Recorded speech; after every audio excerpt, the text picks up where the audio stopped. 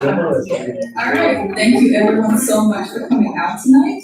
I'd like to begin by acknowledging the land in which the University of Toronto operates. For thousands of years, it's been the traditional land for the Huron-Wendat, the Seneca, the Mississaugas of the Credit River, the Anishinaabe, the Chippewa, the Hodo, the Haudenosaunee, and the Wendat peoples, and it's now home to many diverse First Nations, Inuit, and Métis people. Today's meeting place is still home to many Indigenous people from across Turtle Island, and we are grateful to have the opportunity to work on this land. I've noticed that a lot of events sort of start off with this preliminary land acknowledgement and then move on as if it's a tick off on the EEI list. So I do want to take a minute to reflect on that. For example, as a settler, what is something that I can do in the spirit of this land acknowledgement? For me, that means working through the Truth and Reconciliation document and understanding truly what that means. In the context of this event tonight, it could mean advocating for science with diverse groups in mind. For example, what are your federal candidates doing for Indigenous people, whether it's right here in this region or across the country? So that is something to keep in mind as we go through the night. I also want to point out our code of conduct. So we are dedicated to providing a harassment-free event for everyone. We don't tolerate harassment of any participants, speakers, volunteers, and so on. If you have any questions, please feel free to reach out to me or any of the volunteers who are going to give a wave right now so that they just want to give a wave. Yeah. If you have any questions or concerns. And please refrain from filming or camera flashes only because we have a live stream going on and we want to avoid disturbances. And yeah, with that in mind, I'm going to launch off into talking about tonight. So you guys might have seen the word vote science around and you might have wondered, what is this? So it's a national nonpartisan campaign to advocate for science in the Canadian federal elections. And the idea came about 2 months ago. So representatives from these 3 different organizations, so Evidence for Democracy, Toronto Science Policy Network, and the Science and Policy Exchange met online, and we decided to talk about how we could speak up for science in the federal elections. So, Evidence for Democracy is a science advocacy group based in Ottawa. The Toronto Science Policy Network is a student-run group here at the University of Toronto, where we're building a platform for students and the University of Toronto community and beyond to learn about and engage in science policy. And the Science and Policy Exchange group is based in Montreal, where they advocate for science as well as teach others about science and policy. So when we got together, we brainstormed ideas. We thought, what about a Get Out the Vote campaign for scientists? Or what if we advocated for science collectively in groups by running op-eds? But the idea that we kept coming back to was, perhaps we should focus on preparing tools so that everyone else can also advocate for science and it doesn't just fall down to 3 groups. So that's what we did. Throughout June, July, and early August, we sat down and we prepared votescience.ca. It's a one-stop portal for all the vote science actions you could possibly need to consider in the upcoming federal election. For example, we prepared an e-form which you can use by simply dropping in your postal code and send a letter to your candidates telling them that you care about science issues and you want to hear what their positions are on science-based issues or evidence-informed decision-making. You could take a vote science selfie and tag in your candidates, such as this one featuring Dr. Kimberly Gerling from Evidence for Democracy. If you're wondering why a selfie, well, studies have actually shown that selfies humanize scientists and they challenge public stereotypes. So taking a selfie is actually useful in putting a public face to scientists. A third thing to consider is sending a postcard to your candidates, whether that's your current MP or the other candidates who are in your riding. We have a number of different postcards. For example, this one right here features a photo of the Arctic taken by Dr. Dan Weaver. We have test groups and so on. And basically, you can fill in a message to your candidate and explain, ask them a question, or just reiterate that you'd like to see support for science in the upcoming elections. Postcards are physical, like that's an actual living thing that people can hold up and see that this is what your constituent wants. So that's why we're really encouraging you to take multiple actions to reiterate to your candidates that you care about science. Another thing you can do is engage with your candidates in person. While that may seem scary, we do have quite a few tools to guide you through the process. For example, if you check out our site, there's a toolkit on how to engage with your federal candidates, whether that's in person, if you're running to them at an event, if you're scheduling a call, or if you've been meeting them in person. We have a postcard of those potential questions to ask, which you can collect from the front or find online on the website. And there's even a 2-pager on pressing issues for the Canadian science community in case you want a few ideas to brainstorm. And again, when you're speaking to your candidates, it's not about science issues, it can totally be something about your concern about personally. We're just providing tools for you to advocate with your candidates. In the past few weeks, we've had quite a few groups join on as World Science Campaign supporters. For example, we have the Canadian Society for Molecular Biosciences, the Canadian Association for Neuroscience, we have RCA Science who are sponsoring and partnering with us tonight. And basically groups all across Canada who are interested in supporting the campaign. Since the Vote Science launch on 8th August 2019, we've had over 1,000 visitors to the Vote Science site. We've had campaign supporters weekly, and we've had around 400 people who've used the forum on our site to send letters to their candidates.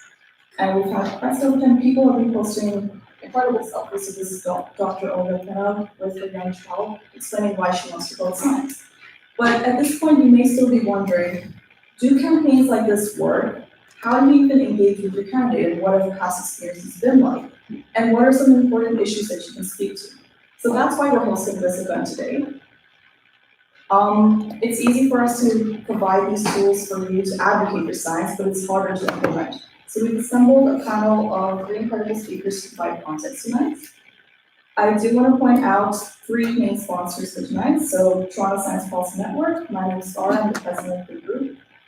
We also have RCA Science, who are a platform for public engagement. They host events across Toronto and across the country for science communication and science policy. And we have the Canadian Association for Molecular Biosciences. So they're a professional association of researchers across biochemistry, cell biology, molecular biology, and genetics.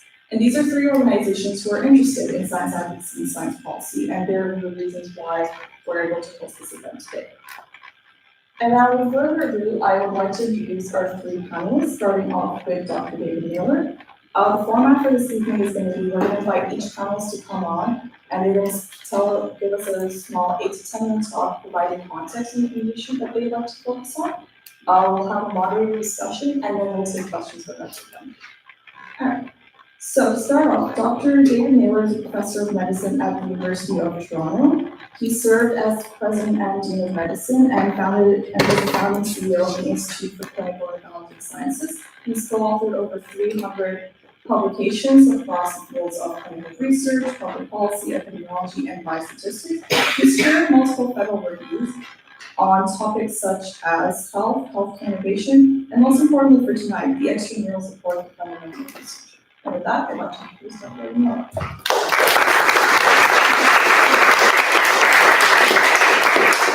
Thank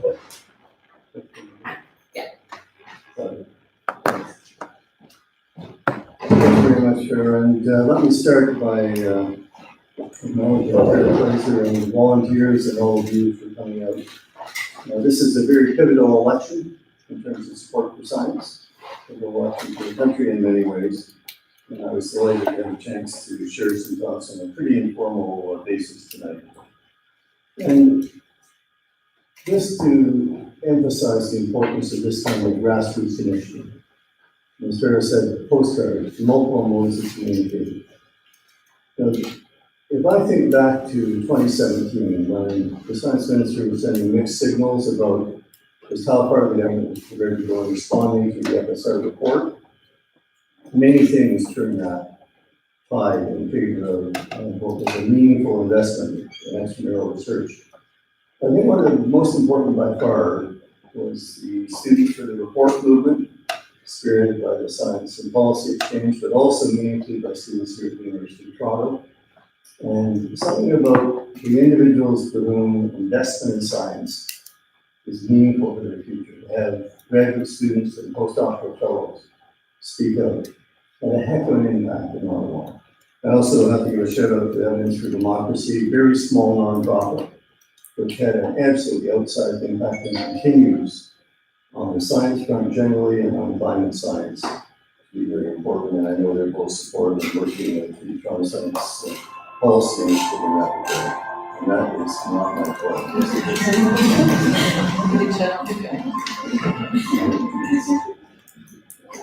This is really bad. That was my son. That was Oscar. No, it wasn't Oscar. Oscar is also my son, Oscar in the board.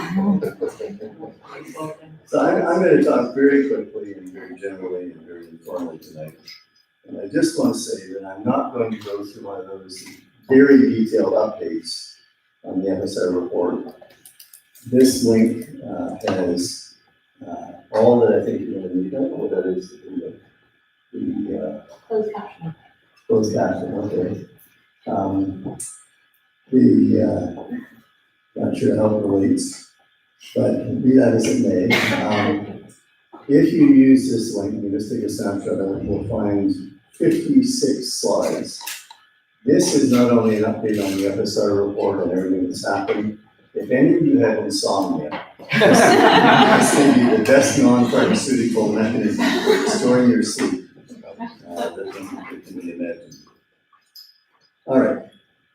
I want to draw a fair bit in the brief remarks tonight on a short op-ed that I had the opportunity of authoring with Mark Lawton, who's professor of chemistry here.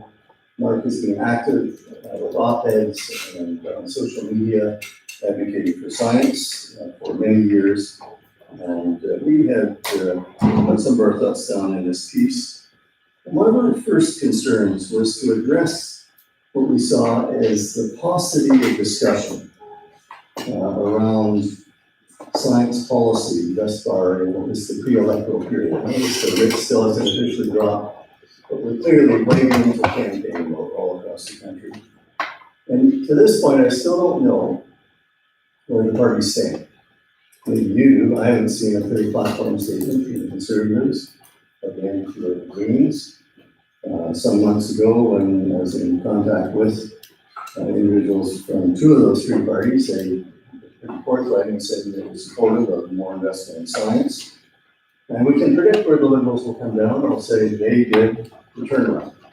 They reversed the winter period in which the focus was on funding applied research, and their new support for independent research was limited.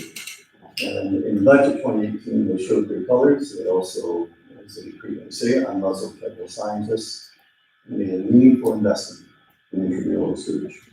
Well, that's well and good. It's actions, and actions speak loudly. I would just point out that in this context, as Mark and I observed in the op-ed, the actual investment is a little less than one might imagine.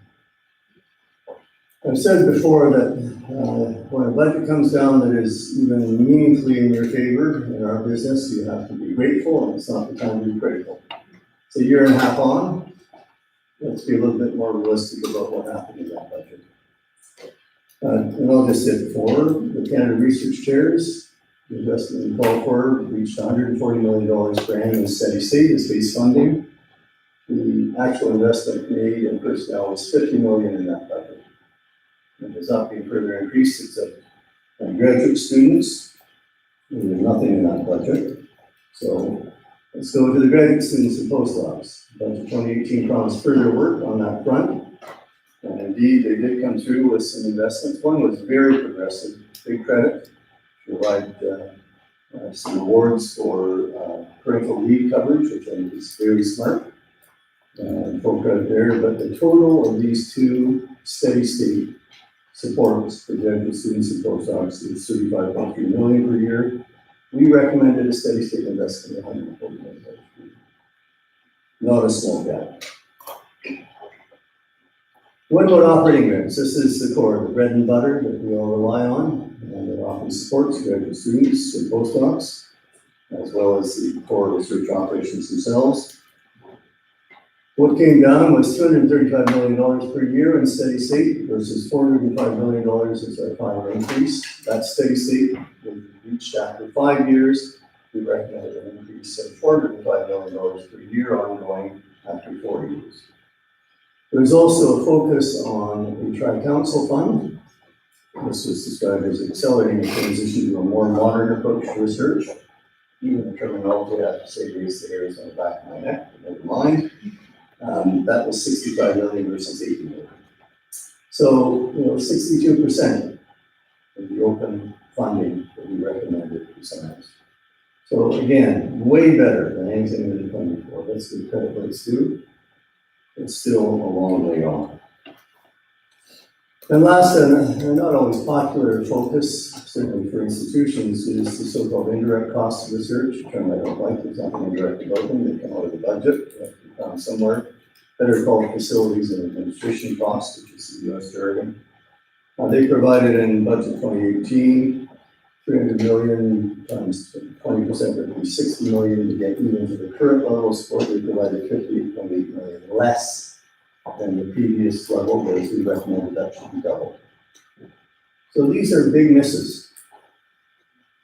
And again, not to in any way understate our appreciation of the investments made in 2018 and the further modest investment in this respect in 2019, but a lot of ground to cover. And we're thinking about how to get this across. The message has to be that real progress was made, but there's still time to catch up. And we're playing catch up while other countries are moving ahead. Think of Germany. Since 2006, Germany, through a federal state collaborative initiative, has been increasing research spending across the board by 3% per annum. Right through the meltdown in 2008-09, ongoing. And very recently, an agreement was reached to continue that support for a further decade. So you're talking about, on the order of 20 years plus of support, at 3% per annum. You do the math with the compounding. This is predictable, steady, across the board support. This is something we have not seen in this country in living memory. And of course, our friend Donald. Yes, Donald, great. Constantly calling for cuts, and the cuts aren't happening.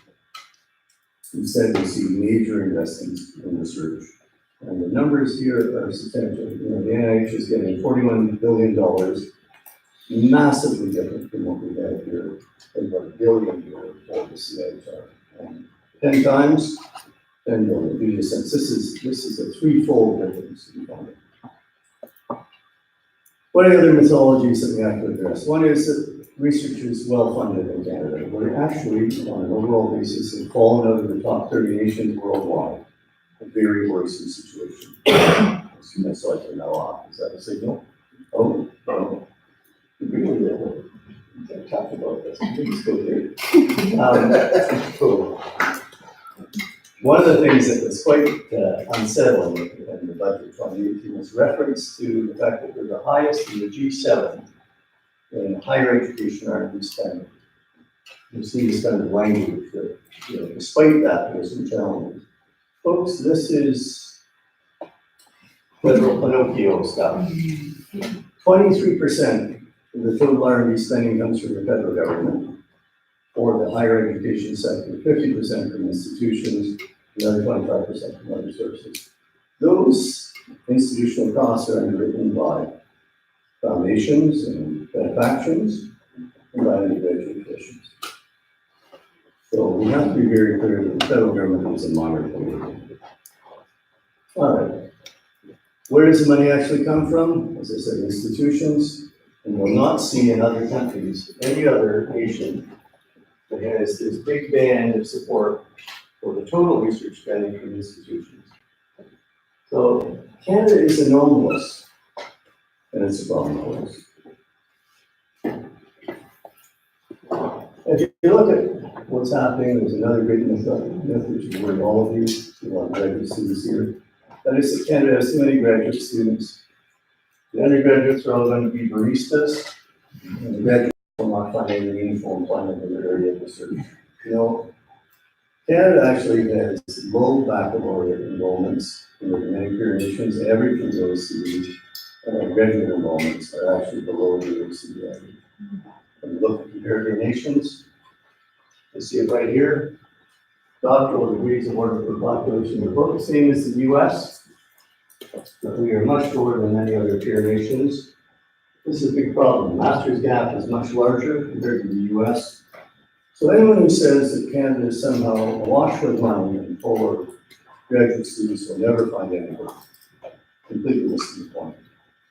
And one of the worries here, as I said to wrap up, is to think about what our communications are. We have many business leaders in this country who complain that they're doing irrelevant research. They don't seem to understand the pipeline of ideas and how that progresses to make a difference. But above all, they don't seem to understand that research produces the innovators who will change the world in the future. And the last point I want to make here is to think about how exactly we communicate and advocate. We have work to do, one voice, ask political leaders and their representatives what they will do for science, tell our stories, relay our facts, get the mythology, steward. And I do think we have to toggle the mix. To the opposition, we can return to the FSR report. The government will probably rather not hear too much about it. They think they've done their work at the office already. But I think the new data from investment research in other jurisdictions speaks strongly to the need for new investment. For that, thank you very much. I appreciate your time.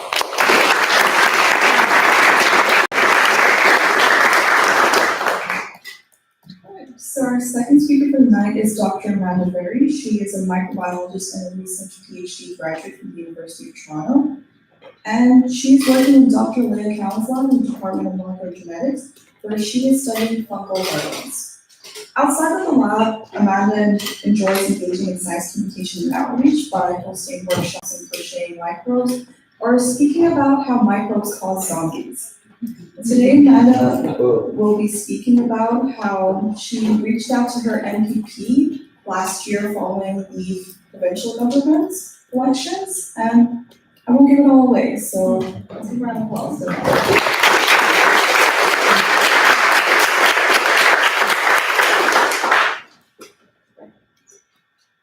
So thank you guys all for coming here. Thank you to Farah for the introduction. I have to say, when Farah first invited me to be part of this panel with Dr. David Naylor and Dr. Imogen Coe, I was literally giddy for days because they're such inspiring people that have accomplished so much in their professional careers as well as in advocating for science. And I'm relatively junior to this. Still being early in my career and not having very much experience with advocating for science. And so what I really want you guys to get out of my talk today is that anyone can do it, and it can be really easy. There are a lot of really simple things that you can do to advocate for science that don't take that much work. And it doesn't have to be a scary thing, and I really think that we can all do small things to try and advocate more for science. So, as Farah said, I just finished my PhD in molecular genetics at the University of Toronto, and I basically come from no political background whatsoever. I have no experience in this at all, so this is kind of a new area that I tried to explore during my PhD. I also, during my PhD, fell completely in love with microbes, and so it's kind of been a mission for me to try to use my microbes in fun ways to try and make them beautiful and use them to inspire other people to also fall in love with microbes. So we do a lot of fun photo shoots in our lab where we do things for Valentine's Day, Halloween, any kind of event, we will turn fungi into a fun thing. So during the course of my PhD, I was just chugging along, and then a couple of days after the PC government was elected, they announced that they were firing the Ontario chief scientist, Dr. Molly Shoiker.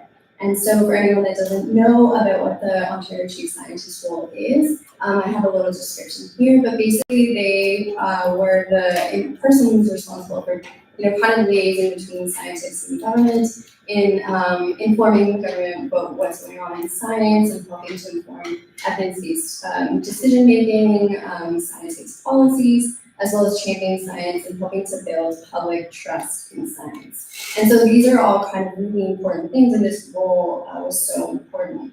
And so the PC government fired Dr. Shoiker, but said that they would find a suitable and qualified replacement. So at the time, a lot of people in our work area and all kind of across the internet kind of upset by this. It was such a bad sign coming straight out of the election. And also because this position is so important, and while they said that they were going to hire a new person to fill this role, it really was important that the person hired into this position had a strong background in science, but also that they would be the voice for scientists and would represent what the Ontario scientists want to be presented to the government. So it was important, and it was kind of upsetting that this was happening. So while I was stewing on my feelings about this, obviously Evidence for Democracy was already doing something. And within a couple of days, they had a campaign started to advocate for the hiring of a new chief scientist. And so the first thing I suggest, I know they're already making an introduction, but if anybody's thinking of dipping their toes into advocating for science, the first easiest thing you can do is joining Evidence for Democracy's mailing list and following them on all the different social media forums. They make it so easy to get involved in such a small way. So right away they had a campaign, and I went on the website, I just put in my name and my postal code, and immediately from there they sent an email to both Premier Ford and to my MPP to tell them that I cared about this issue and I wanted a new Ontario chief scientist to be hired. And they did the same with you for your own scientist, they'll contact your MP right away. So that's really easy, and I did it, but I felt kind of unsatisfied because I was just thinking about how many emails a day you get and how easy it would be for my MPP to just ignore that email altogether. So I decided to turn to my friendly pathogenic fungi to see if they would help. So I wanted to grab the attention of my MPP, but first I needed to learn a little bit more about him. So the MPP for my writing, which is King Lawn, is Stephen Lecce. And he is part of the Progressive Conservative Party. This was his first time being elected, but also his first time running. But he had experience in politics before, working for the Prime Minister's office under Stephen Harper. And now, since then, he's been sworn in as Ontario's Minister of Education. So from my research, what I found was that he seemed to really care about our riding and cared about the people in his riding, but also that he was young. And so I did the millennial thing and I turned to social media. So I got out my fun little friends and I decided that I would write out his name in fungi on a petri dish and let it grow. And then I did the simple thing, I sent a quick tweet to him to invite him to come to my lab to learn about my science, but also to talk about the need for a chief scientist. And so I kind of left that out to the universe and kind of walked away and went back to my experiments and didn't really think about anything. And then less than 2 hours later, I had a response from him right away stating that he was willing to come and meet with me and talk more. And this was such an exciting thing for me because it really was very minimal active effort on my part. The fungi did all the work for me. And it was so exciting that he agreed to come and to talk to me. And so it really want to emphasize again that while it may not always work this easily, it doesn't have to be a lot of work to have this come to play. And then I started panicking because then I didn't understand what I was actually volunteering to do. And so I needed to, do what every researcher does and just gather more information and ask for help and try and get more resources to feel more comfortable with this. And luckily at the time I had help from Kathleen Walsh, who used to work for Evidence for Democracy, and she was amazing in coaching me through the experience. I also talked to Dr. Molly Schleggett, and she helped me to learn a little bit more about the role. And I also sent out a quick survey to all of the scientists I knew in my department, my university, and on Twitter, just to find out what people cared about and to make sure that everybody wanted this Ontario chief scientist and find out other things that they cared about that I could bring up. So that really helped me to feel like I had the information and then I was ready to go. And for you, if you're considering reaching out to your MPs to talk about the next election, definitely check out the Evidence for Democracy's toolkit. That now exists, but didn't exist at the time. They also have an email address that you can contact if you have questions. So I also reached out to my MP at one point and had questions for them about that experience, and they were super helpful, and it just made me feel better about it. And then reach out to other scientists that have experience talking with politicians, and if you ever want to contact me, you always have me. So then, we set up the meeting with Stephen's staff, and within a couple of weeks, he visited my lab, and we had a great meeting. I gave him a tour of our lab space and introduced him to some of the cool science that we were doing in my lab, as well as some of the research going on around us.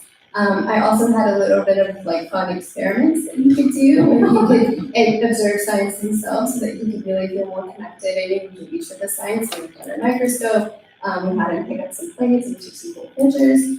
But at the same time, what it really allowed me to do is within that having fun is also have conversations about things that I cared about. So talking about the need for the Ontario chief scientist, talking about funding and scholarships. I was lucky to have funding during my graduate degree from both the Ontario government and the Canadian government, and those really shaped my graduate career. I also feel strongly about the need for more resources for outreach and knowledge translation, so we can share our discoveries with everyone. And then lastly, the need for diversity and inclusivity in STEM. And I shared my story of how coming from an immigrant family and not having anybody to look up to see that you went to university, it really meant a lot to me to break the cycle of having women in my family being undereducated, and how it meant a lot to be able to share that to my community and with my family. And so overall the meeting was fun, engaging. It was pretty short, about 30 minutes or so it didn't take too much time. And it really felt like I was talking with a friend, and I think we both got to learn a lot. Now, whether it was productive or not is debatable, because we still don't have an Ontario chief scientist. But overall, I will say that it was a great experience, and I would recommend it for everyone. And Farah already introduced all the things you can do with open science to get involved. But what I really want to say is that a lot of these don't take very much effort. Within a couple of seconds, you can send us like you can send an email. And there are so many things to do, but if you want to get further engaged and talk to your MP, there are a couple of suggestions I have. Maybe writing names on fungal plates are not really work for you, but there's lots of ways you can reach out through email. Phone numbers are available on the government website for all of the candidates, and all of the current MPs, so you can find their information, attend events that you know that they're hosting, or be ready when they come door to door. And in general, just kind of be patient about the experience, follow up with them if you don't hear back, be persistent, and also be flexible. For a lot of these things, their scheduling can be difficult. We had to change the schedule many times. And overall, it's just better if you can be, kind of relaxed about the whole thing, because Kathleen Walsh advised me, you can have the most productive meetings if everybody's open and the lines of communications are open. So you want to go in it and have fun, have a great experience, and it doesn't have to be that hard. So yeah, thank you so much for listening to me, and if anybody ever has any questions, feel free to contact me by any means possible.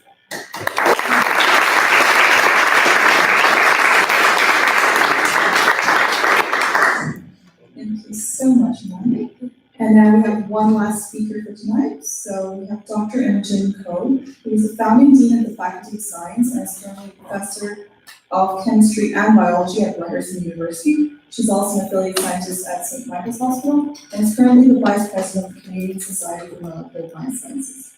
She sits on various boards, and currently her research group studies drug transport proteins. In addition to her work as a research scientist, she's also well known as a Canadian leader in EDI, in equity, diversity, and inclusion. She's advised academia, government, industry, and best practices and approaches, and she's been one of the central voices in pushing for the Dimensions EDI program, which is the native CAD version of the Swan. And I'm going to invite her up so she can speak more about that.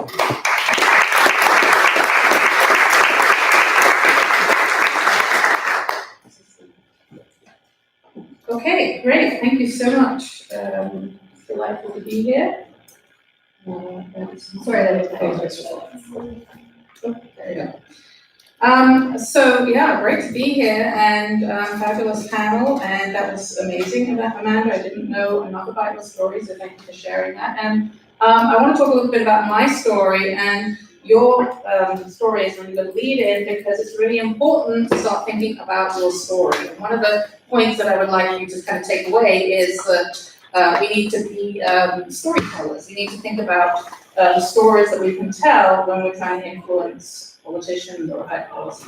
So this is a very bold title, "Need Politicians Change the World," but sometimes maybe you can. So I have a story, and it starts a long, long time ago in a faraway land. I always wanted to be a scientist. I had a passion for science. I loved science, and I was very fortunate to be able to pursue my passion for science. But I also always recognized that there were people who weren't able to do what I was able to do.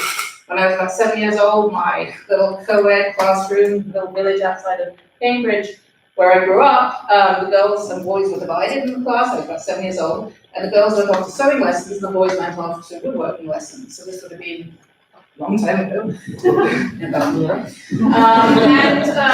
That made no sense to me. It wasn't a gender thing, it just made no sense. It might have been blue eyes and green eyes, it might have been short people and tall people, but it just made no sense. And so from a very early age, I saw the world as a place where some people got to pursue their passion, whether it be science or music or dance or law or medicine, and some people didn't, and those reasons were sort of arbitrary.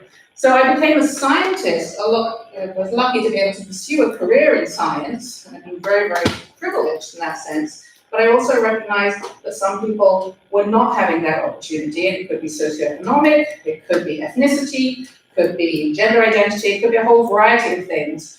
But there was a problem there. So these two things for me married in terms of my passion for science and my commitment to sort of social justice. So that's my story. That's where I come from. So if you have a passion or an interest for something or a passion about something, as well as being a scientist, and maybe it's a passion to find a cure for cancer, maybe it's a passion to save the planet, maybe it's a passion to find ways to treat ALS, maybe there's something that you are really strongly feeling about that comes along with your science, that's something to transmit in your story when you're talking to policymakers. And this actually served me quite well. Am I going the wrong way? No. Okay, so I had a career in science. There's my group at St. Mike's a few years ago. That's totally staged. I have no idea what I'm holding up, but it looks like I'm a scientist, right? So power of imagery and power of social media. And I was recruited as the Dean of Science, and I have done a lot of science advocacy over the years. And I became known for that. As the Dean of Science, I had a platform. I was able to use that platform in various ways to advance the advocacies, share the message, push the agenda. And you can have a platform in all sorts of different ways. You don't have to be a dean or president. You can be a graduate student representative. You can be somebody who's passionate about something you do and has a voice. Or you can have all sorts of different kinds of platforms. But there's almost always a platform that you can use in your capacity, in your context. How much companies or organizations could have saying that, but I do know that it's important for all of us to know what our organizations are and know what we're able to do, and we can go out there and we attend events where the candidates are attending and just have conversations about what we care about, and we should all hopefully feel comfortable doing that. So equity and diversity is a good example of a theme that the government wants to champion, for which science, I guess, and scientists can help. What are some of the other themes which a future government would welcome collaboration from scientists? So are there issues or concerns? It's probably very qualified. So this government has sometimes been described as a social activism type of government. So issues related to social justice, social activism are very relevant. I think that would probably be the case with an NDP type of government. I think a more pro-business government might be looking more to the translational, the value added from the secondary sector, that kind of thing. But I think, just coming back to what Amanda said, I think regardless of who's in Parliament, being scientifically informed is a benefit and a bonus. Policy isn't necessarily evidence-based, but it's always evidence-informed, because policy is a mixture of all sorts of things that have to be considered.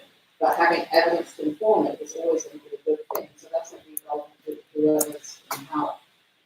But they would be comment on the priorities.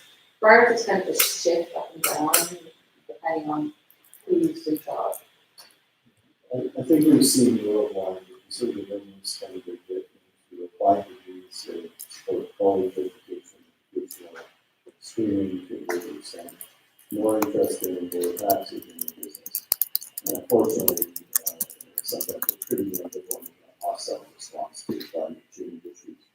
But if I look at the issues that are front and center in science and climate change, alternative energy, all of those packages very much front and center. And I think we can't just offer XP to economy, so I thought the overall attitude of the parties that are boasting power is that there's some scientific issues. just one point there. Election Standard, as many of you will know, is actually applying that raising climate change can be seen as a partisan step, which is an extraordinary position to undertake. Totally dunderheaded and will be ignored. But it gives you some sense of how things become politicized that are actually pretty reasonably based in science. And just how progress can overcome. So very important election in the long run. Okay, so maybe Amanda can comment on this and the other panelists. Your experience in interacting with politicians, are you as an example of that? Say compared to an individual politician versus say a bureaucrat or some kind of minister, what would your kind of approach be and how would it differ for those kind of different kind of connections? How would those differ? Yeah, that's a great question. I have only interacted with my MPP and my MP, and only in kind of short bursts and not having long, established, long-lasting interactions. So I'm still fairly new with it. But what I will say is the best thing that I've done is just try and get as much advice as I can from other people who have more experience and learn about different approaches to take into having these conversations. And evidence for democracy was a huge help to me in trying to navigate those waters. So I think in any case, if you feel uncomfortable in how to approach a situation in building a relationship with an individual person from a different background, I think it's always useful to take a step back and gather information about what other people have done and what approaches have been successful, and then learn from that. So this question is kind of a follow-up that if you can evaluate whether a candidate is kind of pro-silence, I mean, in your experience after that visit to the lab, did you kind of, was it a shift, do you think? Did you perceive something that maybe there was a bit of information, a bit of knowledge transfer going on there, that this person was away kind of excited about science, and people in science? Do you see, did it make a difference on you? Sure, yeah, that's a hard question to answer. I think after my visit with Stephen, I think he was so excited. We had a great time, and even with his staff that came with him, they were really invigorated, and I really do think that they took what I had to say to heart, and I do think that he overall had an appreciation for science and scientists, and we kept in touch after that and spoke about some other things about science, so I think it was good that we had that connection. I think that at the end of the day, our views on the Ontario Chief Scientist weren't aligned, and I don't think that I necessarily swayed him on his opinion on that. But I tried, and I think I definitely think he was open-minded to listening to what I had to say, whether that was what he agreed with. Okay. So maybe focus a little bit on sort of the election concerns of the Canadian populace. So prosperity, quality of life, or the bread and butter issues that most voters care about. How do we make a link between science and those kind of issues that people do about that? Go ahead. So just to follow on from Amanda's comments, I think it's also useful to know how politicians work and who's in which positions. I mean, sometimes it's useful to know who the ADM is and what an ADM is and what they do, because sometimes they last longer than the politicians do, and they actually develop policy. So how do you tie it to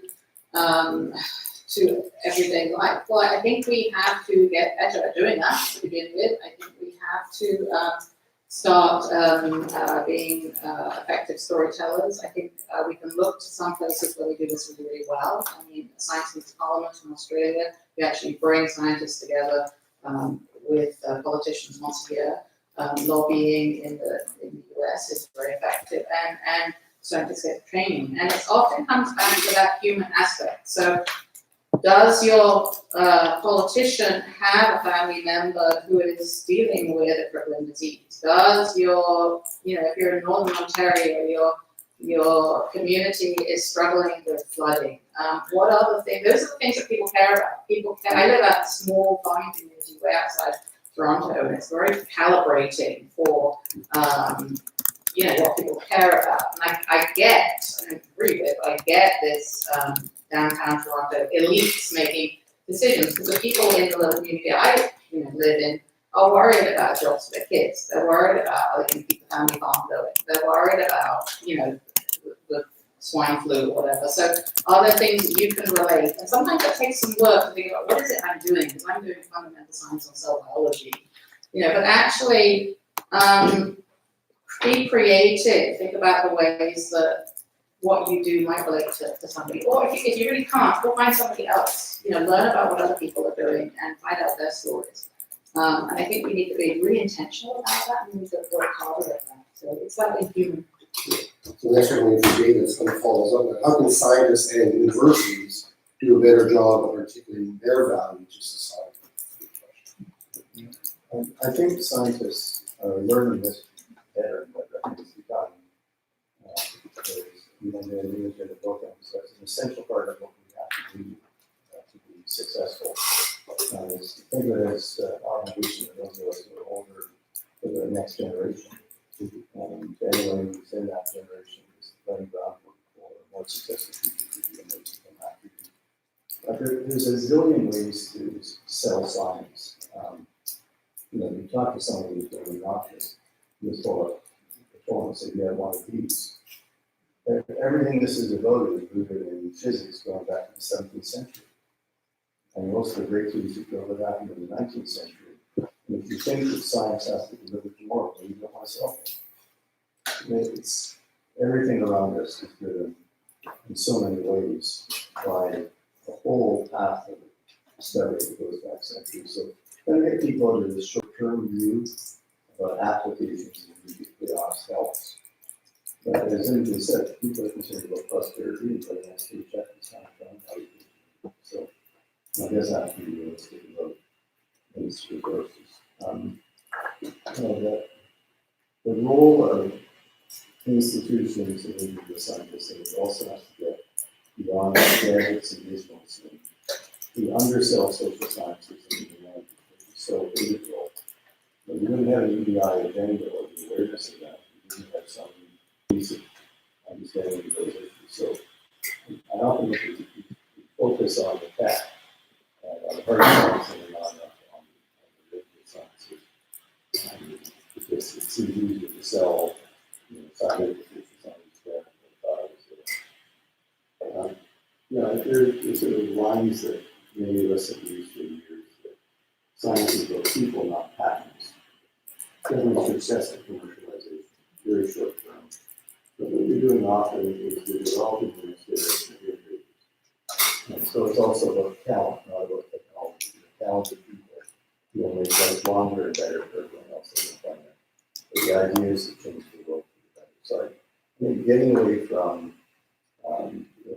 some of the specifics of the technology and the ideas and focusing on people really humanizes science and gets across to individuals that this isn't just about a bunch of processing in the lab with active graduate students doing the science that tickles their fancy. This is about a better world. We have a lot of young people in the audience, and it's relative to myself, and are communicating with different mechanisms to include very interesting device that most people have these days, and I have not, so is it important for a lab to have an Instagram or Twitter account or individual scientists to have that? And how do you communicate science without either being sensational or boring? And how do you find that balance, right? What are the mechanisms you can use to communicate your science? Yeah, I think it's a huge problem. It's a thing that we need to practice more is how to explain our science in a great way that people will understand and get excited by without kind of lying about it and making it seem better than it is or sensationalizing it for sure. And I think it's something we need to do is just kind of take a step back and try and think about it and practice a lot more into these things. I think in general, I really enjoyed getting into the lab and going to events and talking to people and trying to explain my science. And when I first started as terrible at it, and it's still not that good, but I think that we can just practice and just try to be better every single time. And I think in always trying to focus on being truthful about what we know and what we don't know and not trying to make it seem like we understand or we're making bigger discoveries than we are. And I think a lot of the times people are so excited just by the general questions that they don't expect us to understand or know all the answers. So I think it's just about, framing it in different ways, using what you can. I use my fungal cells, but everybody has a way to make what they do exciting and an application that's relatable to other people who don't come from a certain background. So it's just about, trying to take a step back, looking at it from other people's point of view, what they think is interesting, and then practicing and being honest. Great. So I think we're probably pretty much in favor of evidence-based policies and decision-making, I think. Hands up, you think that's evidence-based? Okay, it's pretty well a majority. Morty, you didn't put your hand up. Okay. Maybe, okay, great. So when you have representatives, politicians, that are saying that's what they're basing their policies on and making decisions based on the very best available evidence, you've heard that quote a few times from certain individuals. How can you hold your representative accountable that it's actually true and valid that you're making decisions based on the very best evidence rather than other pressures? I was involved years ago in some of the early work on evidence-based medicine. Just as I've grown with the politicians, in my experience, tend to be initially idealistic and simple and just like, oh, we got to generate the coverage. So also these ideas sort of have a wonderful glow, and then they tend to get a little data because people receive. A lot of people say they're doing evidence-based decision making when they're not. And in fairness, much depends on how you define evidence. And also in fairness, even in the area of healthcare, when we talk about evidence, values, or preferences, and context, usually these things. You're not going to override a patient's values or preferences. The context can mean you can't provide top-flight evidence-based care. You need to have a boat in the middle of the ocean, in a remote community. And politicians will often argue that they do as sort of evidence-informed decision making because they're in a world of trade-offs, competing values, competing priorities. So very few political decisions are strictly evidence-based. There's a whole bunch of other stuff that goes into them. The sooner we get used to that, the better it is. Not that we should have them ignore evidence. We should always push the evidence in front of them. But I think that we have to be careful about getting focused on holding to account, saying it's not perfectly evidence-based. It very well actually is. That's the broad brush. And we'll say the devil's in the details. So dodge your question because I think it's one of those areas where we can trap ourselves trying to seek perfection. Yeah, so I agree completely. I mean, somebody a long time ago told me to stop using the term evidence-based because it is evidence-informed, because there are so many factors that come into play, especially in a huge country like Canada, where we've got geography is a huge factor. One thing that someone said to me one time though was that, and one of the reasons that I think there was the support report was so successful was that it provided a unified voice that allowed a stronger argument to be made at a cabinet table. So in terms of a budget. So not strong enough, but because there's all those competing interests around cabinet when they're divvying up the money. But I think holding rather than maybe holding accountable, what we want to be doing is providing as much, substance in order to create the strongest case in our favor for whoever's representing us, the cabinet, that kind of thing. Just to add to the report had a very wide support from stakeholders. I think that reflects two things. One is there was incredible engagement with the panelists work. There was a lot of pent-up frustration over the course of the decade. So that really made it easy for us to write something that thought incredibly articulate input. We had a pretty diverse panel, not diverse enough in terms of disciplines, but we worked hard and we worked with the ministry to get it broader, to get it beyond so-called to get some diversity of ages, but it's also small part. And to get, range of distance, a little heavy on physics, but it was pretty diverse, so that when having done a few of these federal panels, the discussions were incredibly rich because of the diversity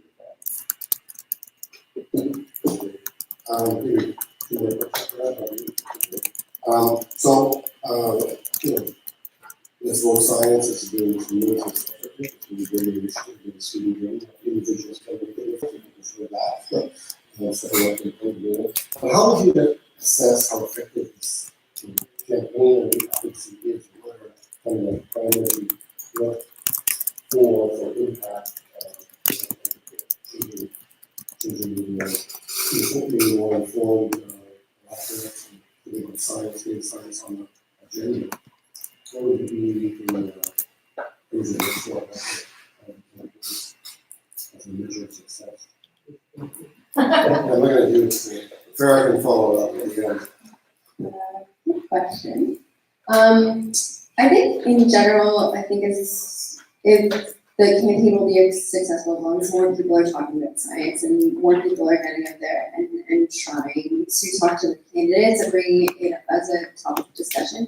I think if, even at the higher level, not just the MPs, but the candidates for Prime Minister, we're talking more about budgets and about science funding and those kind of things. I think that would really be the ultimate goal, is to see that those discussions are happening in the debates and having it go all the way up where we can tell our MPs and candidates that this is something that we care about, and then they can go back and express that overall in the election we need to be talking about science, we need to be talking about funding, and that people care about that and are going to vote against stuff like that. So I think just getting the discussion going and flowing a lot more on this topic, I think will be a good measure of success. Yeah, one of the things that RCI Science is very interested in, and there's a report that came out from the Council of Canadian Counties about does Canada have a science culture? So we have a hockey culture, we have a donut culture, but do we have a science culture? So that's the last comments from all three here on that. What's your reflections on that? And if not, well, I think that's a really, really good question, because I'm back and forth to the UK quite a lot, and when I look at the Wellcome Institute on Euston Road, and I look at the Christmas lectures, and I look at what the Royal Society in the UK is doing, I look at the initiatives that have come out around so-called science and A. Lovelace Day, and and the tradition. There's a long history, right? So there's an advantage there. But definitely there is a culture that is, science is much more embedded, it's much more normalized, it's much more apparent. And I think you see that in other places as well. So I think we have to learn how to, how to bring more of that. It's improved significantly since I came to Canada 30 years ago. But yeah, we have to figure out intelligent, clever, creative ways. If somebody had taught me a course of, the physics of hockey, I might have stuck with physics longer, or the chemistry of donuts. I don't know. But there are ways to think about that, and I think that should be part of what we should be doing. And importantly, and this is a big piece that's been missing in this country, scientists and community members must be rewarded and recognized for that work, and we are simply not. You don't get a grant, or you don't get merit on your grant for science outreach and science communication. I'm working really hard at ENSA to try and change that kind of attitude. But we need an attitudinal shift within the community to help drive that cultural shift, so that we can actually start to develop a science culture that is uniquely Canadian, Indigenous science. Oh my God, what potential! Look at what the Australians are doing. There's so much capacity, so much potential that we should be doing there. I agree with everything Imogen said. I think I was happy to disagree with that. But I think it's tough as a graduate student to find time to, out of your busy schedule of experiments and trainings, all those kind of things, to go out there and do outreach and to put the time into developing your story and to being able to talk to people about science. And so I really think we need to make those opportunities easier and to provide value to students who do engage in that and researchers who do engage in that. And I know that in general, talking to my family or my friends, I think some of those conversations are tough to have when you're talking about science because they're just not aware of it at all. So you're starting at, you have to really take a step back and start with the basics like DNA and protein. I think it takes time to build that foundation of understanding science, and we really just need to provide more opportunities for sharing our science and sharing our research with other people so that it can become more normal. They can build the foundation, and we can just take what we're doing every day and be more open and sharing. So I think it's going to take a lot for it to get there, but I hope we can do it. I think the question of science culture is pretty integral to whether or not we have a successful society over the next 19 generations. And I really believe that over this coalition, we have to very clear along that path. Not just if you look at the UK where in several of the indicators, it's just a wealth of them. It looks out to the border of the national academies. It is quite unsettling that the national academies there are asked for advice. Here we have the opinion council of the academies which was set up to not give specific advice to examine that record. It is a real telling indicator of how Canadian government funded by science. Give us the facts, we'll do the rest. Don't give us any recommendations. We'll go to your people next to that. Very unsettling. And more generally, if you look at what Germany did, years of steady funding growth, that went across different governments at different stripes. The US, put up the slide, here's the Donald in the White House, trying to cut budgets, bipartisan consensus, Republicans and Democrats supports ongoing growth in all the science budgets. Huge machinery. So I think we will reach the really solid state in science culture when this isn't partisan. We don't have to worry about the political strife of the government. We have some sense that science will be supported on a steady basis as a key to a successful society and future of the country. We're a long ways from there. Australia, ironically, is further along. I still don't understand it. We look at the indicators on multiple fronts. We can actually learn something from our friends down under. Okay, so I'd like to thank everybody for providing the raw material for this, and I'll turn it back to the organizers. Thanks so much.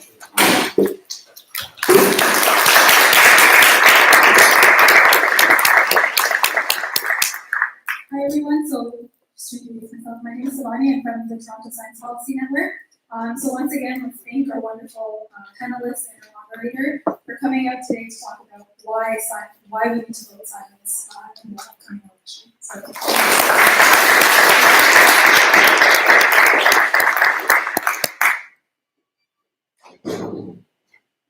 I also want to say thank you to our partners for this event, so CSMB and RCI Science, as well as some of our sponsors, so the UCGSU and Chem Club, who have generously sponsored and allowed us to host this event. And I want to remind you guys of the 4 different action items that we hopefully encourage you to participate in. Number 1, use our e-form on the votescience.ca website to contact your candidates. As soon as you type in your postal code, it will come up listing who your candidates are registered for every single party. And you can check off which ones you want to contact. You can also take a vote science selfie and tag your candidates. We also have a station up here. We have reusable vote science cards with washable markers. So you can take your selfie here, and we will be posting those selfies to our website. And you can find a copy there as well for you to tweet or put on Facebook as well. You can also send a postcard to your candidates. We have those also available right at the front. We can help you look up their address and mailing information. The message is already pre-written, so you can add your own custom message as well. But we've tried to make these actions as easy as possible so you guys can get engaged right here today. And also engage with your candidates in person. If you have that opportunity to invite your candidates to your lab, talk to them at your door, you can also log these interactions on the Vote Science page. And so hopefully we can track which candidates are more science friendly, and hopefully after the election's done, once they're hopefully elected, we can go back and, hey, you said you would support science. We would like to see that in action. Here's the documentation. So we want to keep track of that. So if you ever do engage with your candidates on science-related issues, please log that onto the Vote Science portal. So as I mentioned, right here today, we can do 2 of these actions. Take a Vote Science selfie and tag in your candidates. You can also send a postcard right at the front. We also have the Raw Talks podcast here today. They're a university graduate student run podcast from the U of T Faculty of Medicine. We have Grace and Seagull here to take some interviews. So if you want to do an interview, they're doing a science policy-based themed episode that's going to be coming out in early October. If you want to get involved with that, they're sitting at the front right here. You can waving. If you want to get involved, you can come and talk to them, and we can do a short interview on why you think both sides is important. We also, side note here, E4D has generously also sent us some postcards about what questions you can ask your candidates when they come door to door. They're at the front here. Feel free to grab one as well. So with that, finally, thank you guys for coming out here. And please take some action today before you go home. Thank you.